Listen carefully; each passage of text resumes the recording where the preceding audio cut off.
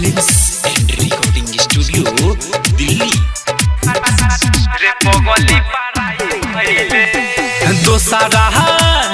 दोसारा के हाथ जाके धैले रे पगली पराई भइले, रे पगली पराई भइले। हाँ झूठा हूँ के कसम खैले रे पगली पराई भइले, रे पगली पराई भइले। दोसारा के हाथ जाके धैले रे पगली पराई भइले, रे पगली पराई भइले।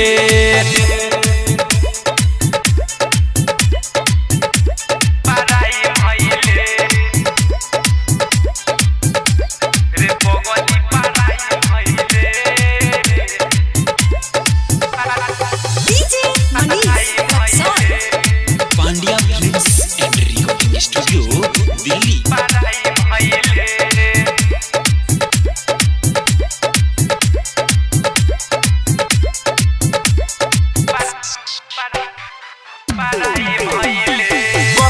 हमारे बराबादी तू कर तारू शादी न कबहू मायूस रहिया, कहता तोहरे दीवाना आ बन के जनाना बोलम संगे खुश रही।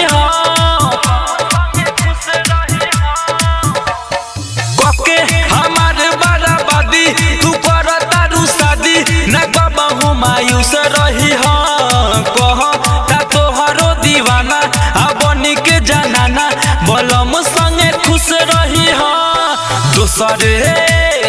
दोसरे के से नूरा लगैले रे पगली पराई भइले, रे पगली पराई भइले। दोसारा के हाथ जाके धैले रे पगली पराई भइले, रे पगली पराई भइले।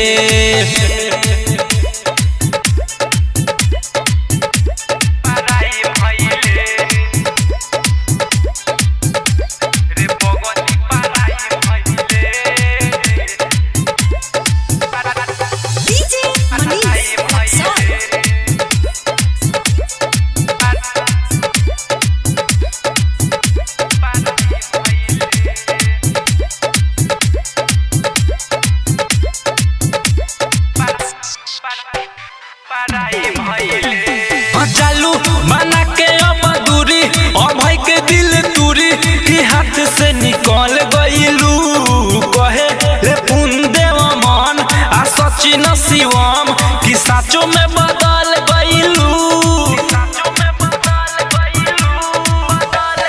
चालू बना के अब दूरी और भाई के दिल तूरी की हाथ से निकल गईलू, कहे रे पुनदेव मन आ सचिन शिवम की साचो में बदल गईलू।